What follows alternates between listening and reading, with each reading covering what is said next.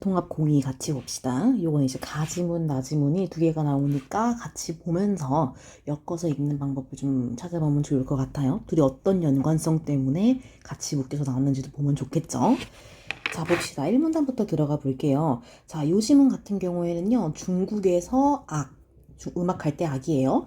중국에서 악에 대한 인식이 어떻게 변화되어 왔는가에 대한 글이라고 보시면 될 것 같아요. 첫 줄 보시면요, 공자 나옵니다. 자, 공자는 악을 인격 완성을 위한 덕목이자 치세의 수단으로 바라봤대요. 자, 공자를 기준으로 봤을 때 악이라는 건 뭐야? 그러면은 인격 완성을 위한 덕목이고요.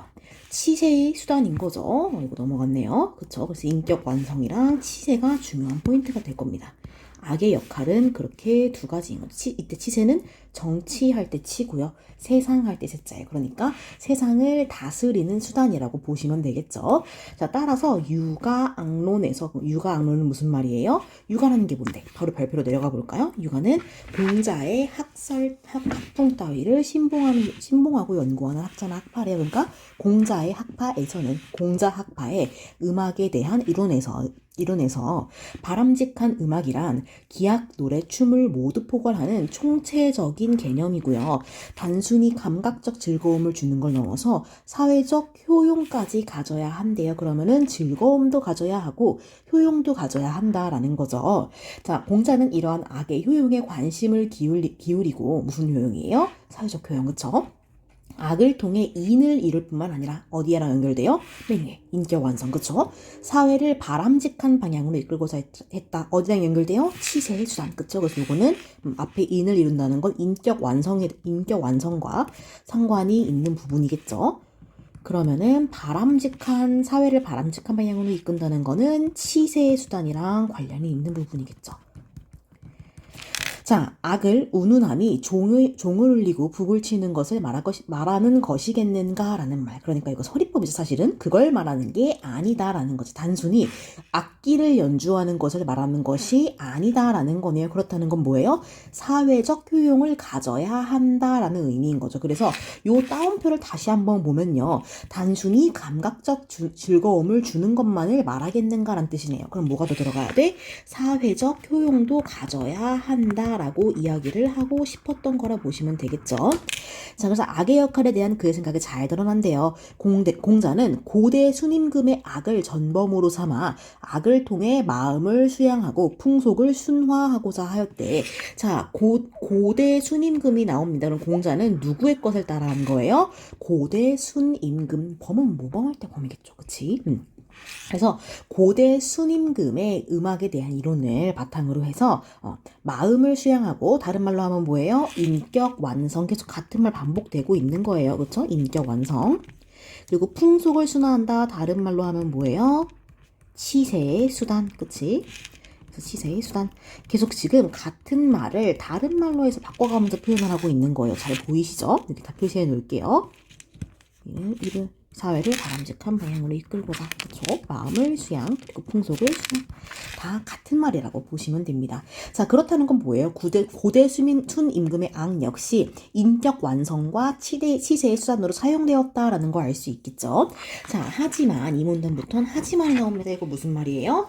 요거를 반박하겠다라는 뜻이에요. 묵가사상 뭐랑 대립되겠어요? 유가, 그치?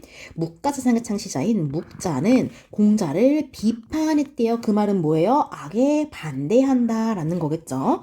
자, 묵자가 살던 시기에는 많은 유학자들이 악의 효용을 긍정하면서 민간에서 유래한 오락적인 악에 관심을 기울였대요.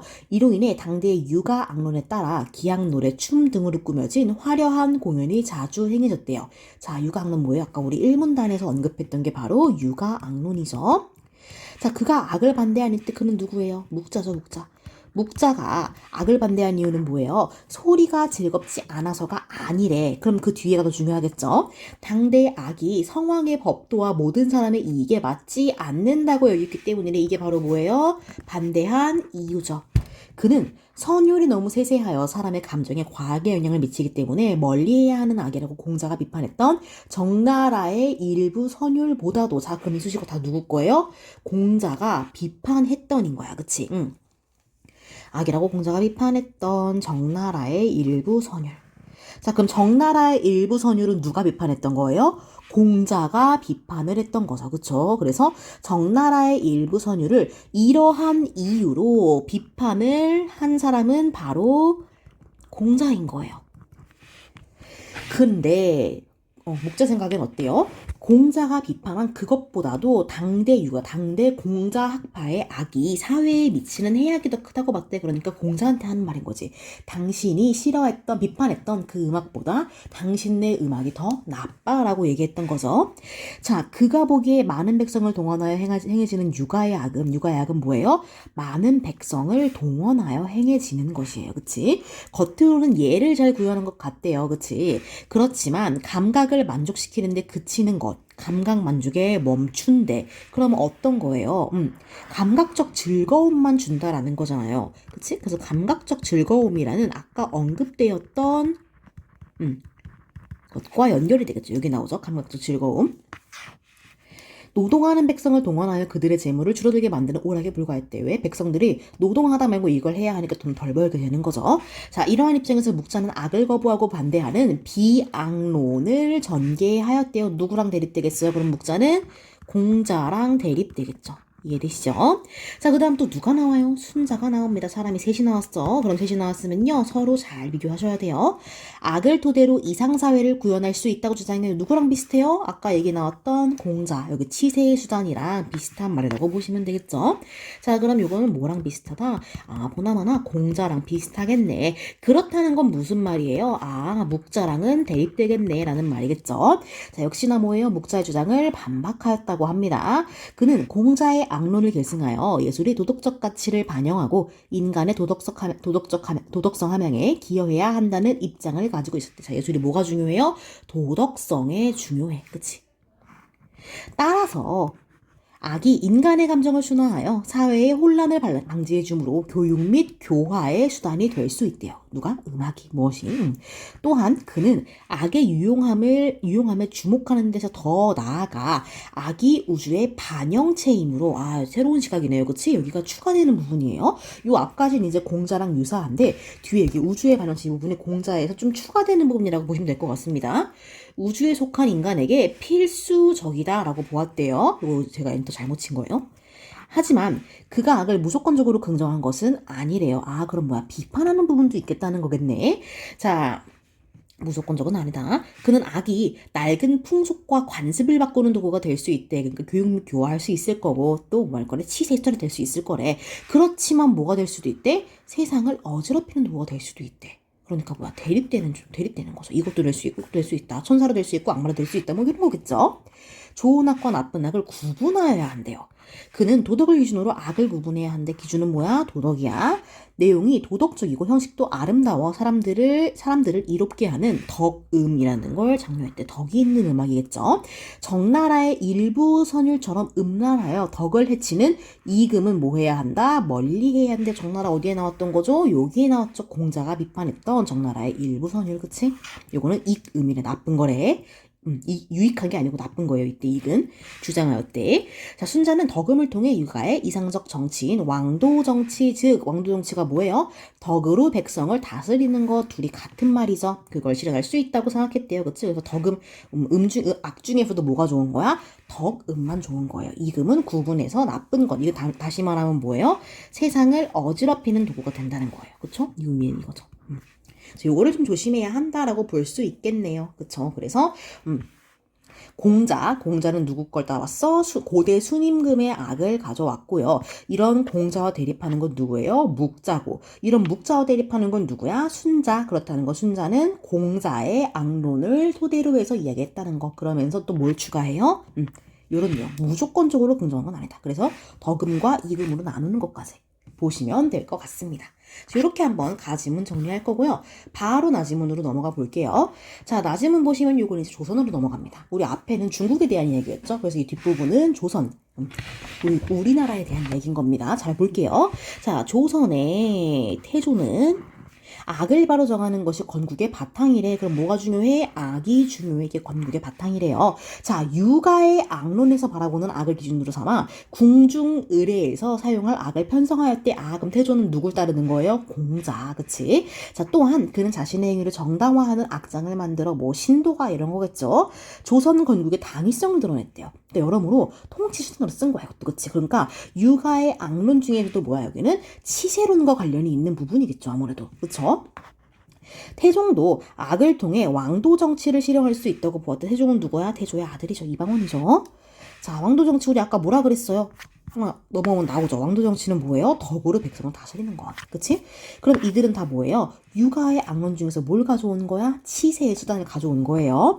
그는 예와 악을 정비하는 기구인 의례 상정소를 설치했대요. 이런 게 있었대. 궁중 의례를 관장한 예류의 관료로 예악의 밝은 자를 뽑았대요. 그리고 기악, 노래, 춤을 모두 활용하여 주요 궁중 의례를 치렀대요. 그러니까 총체적으로 사용한 겁니다. 이처럼 태조와 태종을 모두 악을 바탕으로 왕도 정치를 실현하려고 하였는데 이들이 모범으로 삼은 것은 바로 뭐다?